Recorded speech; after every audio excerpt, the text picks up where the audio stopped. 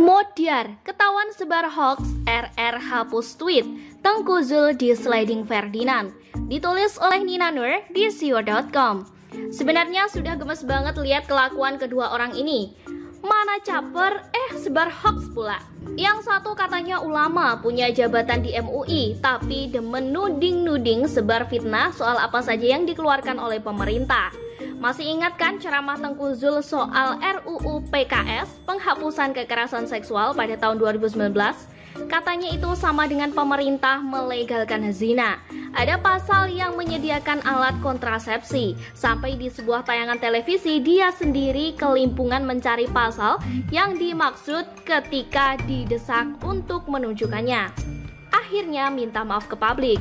Lalu lupa dengan kesalahan ini dan mengulanginya lagi. Demi apa? Demi kembali ke zaman Orba yang dijunjungnya itu. Sementara Rizal Ramli ini selalu merasa sok pintar, lebih presiden dari presiden. Padahal dia sendiri pernah dipecat oleh Presiden Jokowi. Tapi kenapa pada tahun 2019 juga menyebar info yang salah soal surat utang dan akhirnya menghapus cuitannya sendiri. Sekarang Rizal Ramli ini masih saja sok mengurai Presiden Jokowi. Pokoknya yang paling tahulah, apalagi dia ini juga bergabung di kami, gerombolan yang merasa paling bermoral di tanah air. Rizal juga menggugat ketentuan presidensial threshold agar tak perlu dukungan partai kalau mau nyapres. Sekarang malah kena blunder lagi tuh, ketahuan menyebarkan hoax dan menghapus cuitan lagi.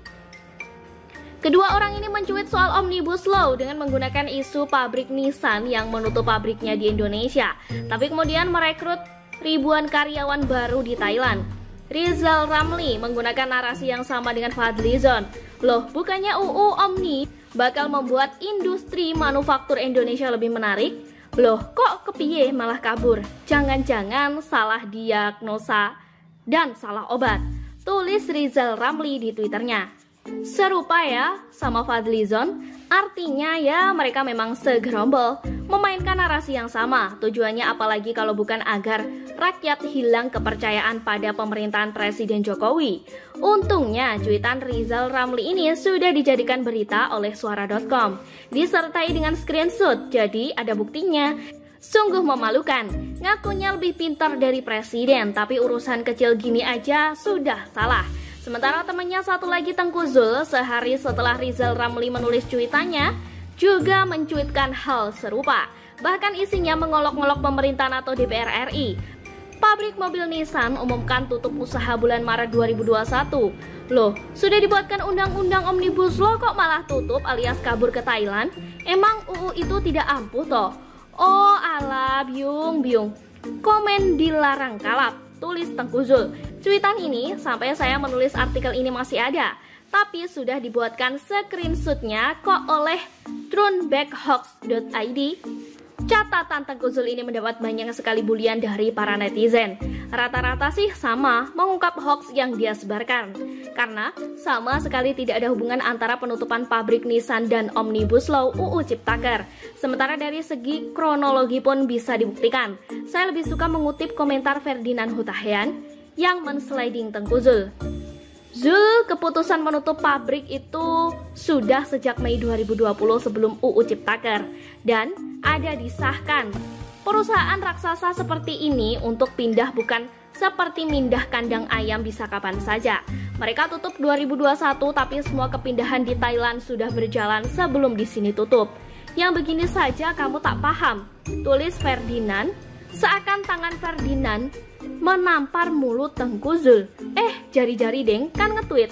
Saya nggak tahu kenapa Tengku Zul tidak ikut-ikutan menghapus cuitannya. Gengsi mungkin, takut malu?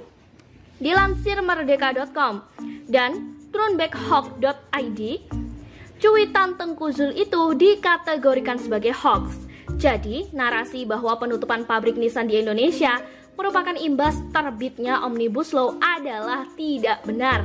Pengumuman bahwa Nissan menutup pabriknya di Indonesia sudah ada sejak Mei 2020.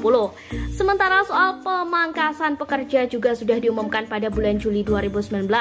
Semua yang dilakukan oleh Nissan merupakan kebijakan perusahaan untuk mencapai keuntungan yang lebih besar.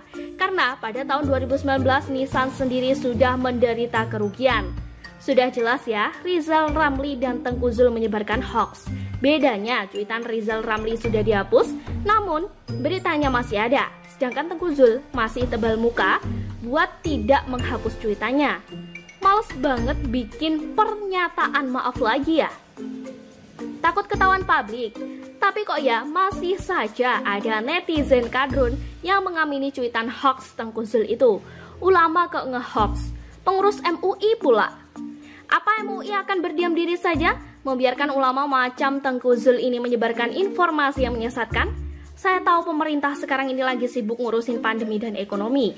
Jadi kita bisa membantu pemerintah dengan memviralkan terbongkarnya hoax seperti ini. Kalau mau dipolisikan mungkin nanti-nanti ya. Catat dulu lah, semua buktinya ada kok. Diserok belakangan. Sekian dulu berita hari ini. Jangan lupa di like, komen, dan subscribe agar Anda tidak ketinggalan informasi menarik dan terupdate lainnya dari channel Daily News.